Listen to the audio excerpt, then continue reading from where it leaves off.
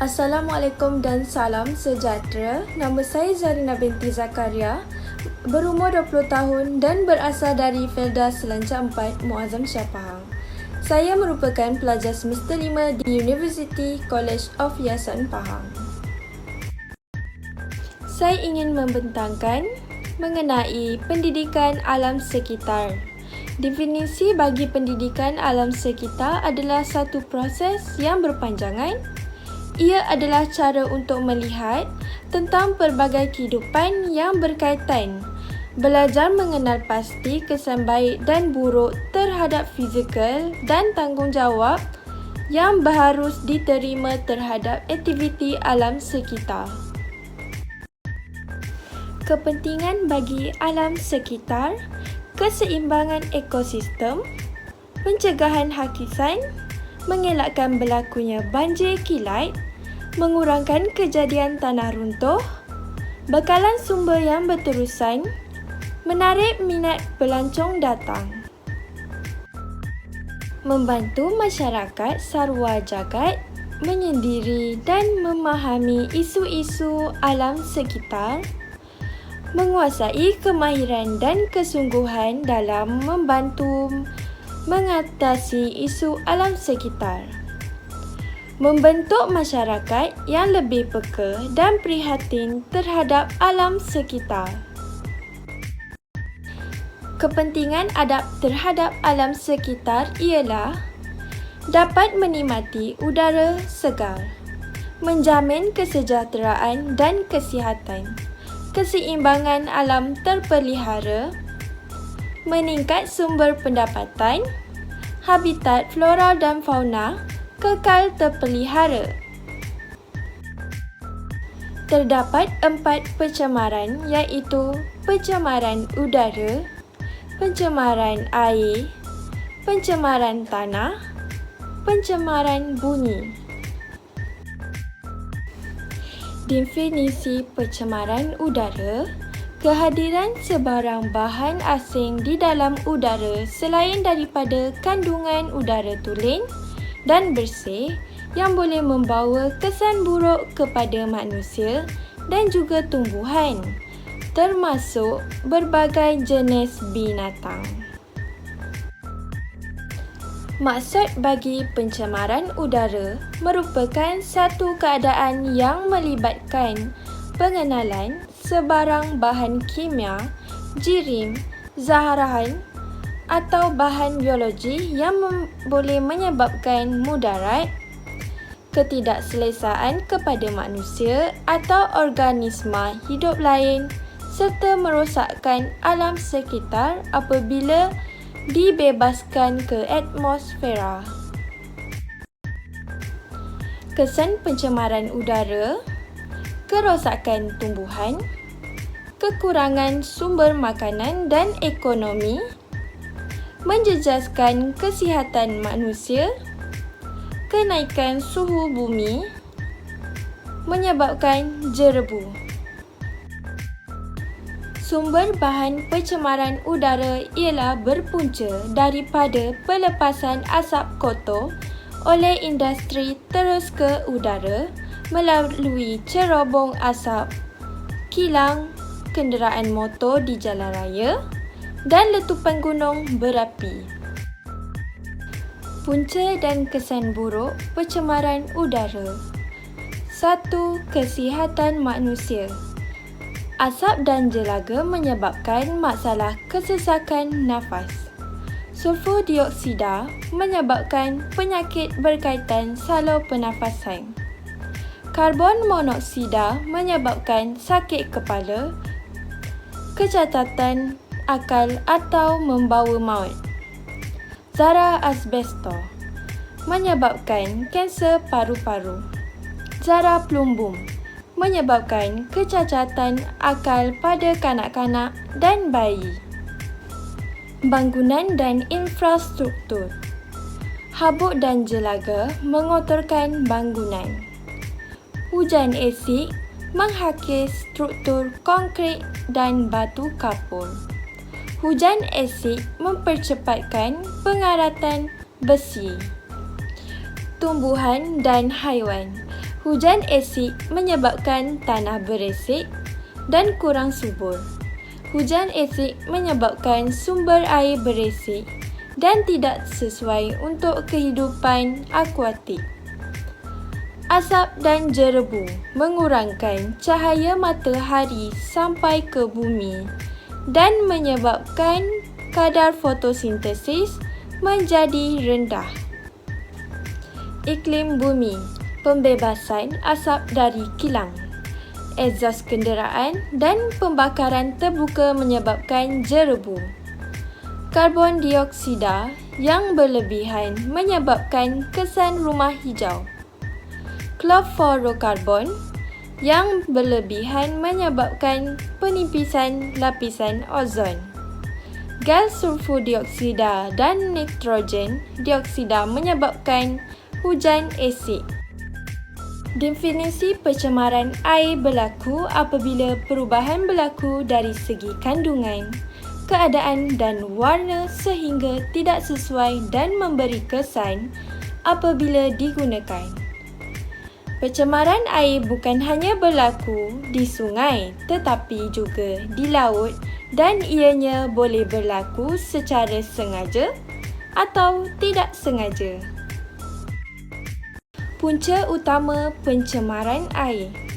Semula jadi, air larian permukaan, kesan banjir, aktiviti manusia, pelepasan efluen perindustrian dan kumbahan domestik yang tidak diolah, air melimpah perbandaran, penerimaan tempat pelupusan sampah, pembuangan sampah sarap, aktiviti ternakan, pelombongan, pertanian, pembalakan, kawasan setinggan, loji rawatan air.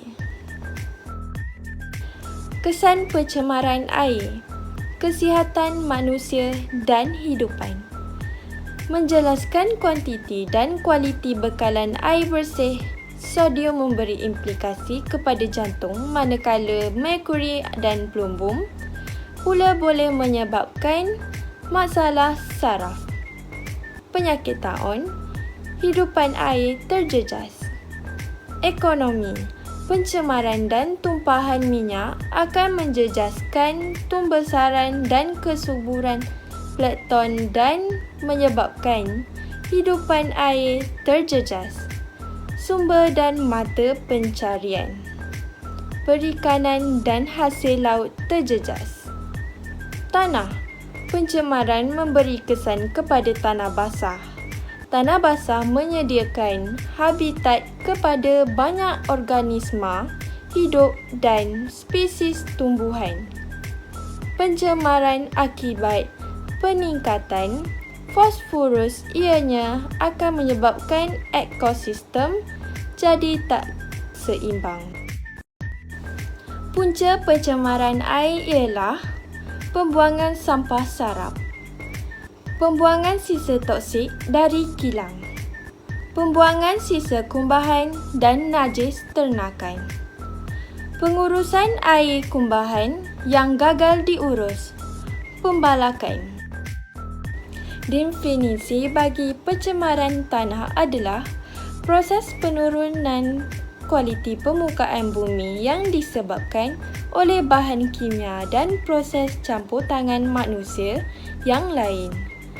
Pencemaran tanah membahayakan kesuburan tanah yang menjadikannya mustahil untuk memperbaharui kehidupan tanaman. Ini juga mengakibatkan pergantian spesies haiwan. Punca pencemaran tanah. Pembuangan bahan-bahan buangan daripada kilang seperti minyak, sisa toksik dan sisa-sisa kilang. Penggunaan racun serangga secara berlebih-lebihan. Pembuangan sampah merata-rata. Kesan pencemaran tanah. Hakisan tanah. 1. Aktiviti pembinaan, pelombongan dan pembalakan yang tidak terkawal menyebabkan kawasan tanah terdedah. 2. Kawasan tanah yang terdedah dihakis oleh angin dan air hujan. Membunuh haiwan di bawah tanah. 1. Racun serangga yang disembur, meresap masuk dan berkumpul dalam tanah. 2. Haiwan yang hidup di bawah tanah mati akibat pengumpulan racun ini. Menjejaskan kesihatan. 1. Sampah sarap yang dibuang di kawasan-kawasan lapang menjadi tempat pembiakan kuman penyakit. 2. Tikus, lipas dan lalat tertumpu di kawasan ini dan menyebabkan kuman-kuman penyakit ke tempat-tempat lain. 3. Jika makanan dihinggap lalat atau dimakan lipas, kita mungkin diserang penyakit. Kekurangan tanah subur. 1. Pembinaan rumah-rumah dan bangunan menyebabkan kesusutan tanah. 2. Manusia menghadapi kekurangan tanah subur untuk pertanian. Definisi pencemaran bunyi ditakrifkan sebagai lepasan bunyi pada suatu tahap yang tidak diinginkan sehingga boleh mengganggu keselesaan hidupan manusia dan hidupan lain. Punca pencemaran bunyi ialah aktiviti perindustrian. Bunyi-bunyi ini datangnya daripada penggunaan jentera, mesin, kenderaan. Aktiviti-aktiviti pembinaan terutamanya operasi penanaman. Kuari juga merupakan enjin pencemaran bunyi. Bunyi berpunca dari pemecahan batu enjin gerudi dan pemunggahan batu ke lori. Aktiviti-aktiviti domestik seperti bunyi dari peralatan rumah seperti radio, penyedut hamba gas dan binatang peliharaan. Kesan pencemaran bunyi ialah kesukaran untuk tidur dan keletihan serta penurunan pencapaian kerja. Kecacatan pendengaran. Gangguan aktiviti mental seperti penumpuan ingatan dan keupayaan seseorang untuk menyelesaikan masalah secara analisis, masalah tertekan dan penyakit darah tinggi. Definisi bagi hubungan manusia dengan alam sekitar.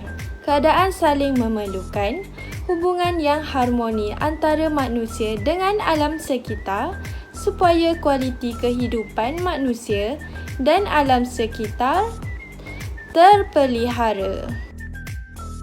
Faedah mengamalkan sikap keharmonian antara manusia dengan alam sekitar. Keseimbangan ekosistem dapat dikekalkan.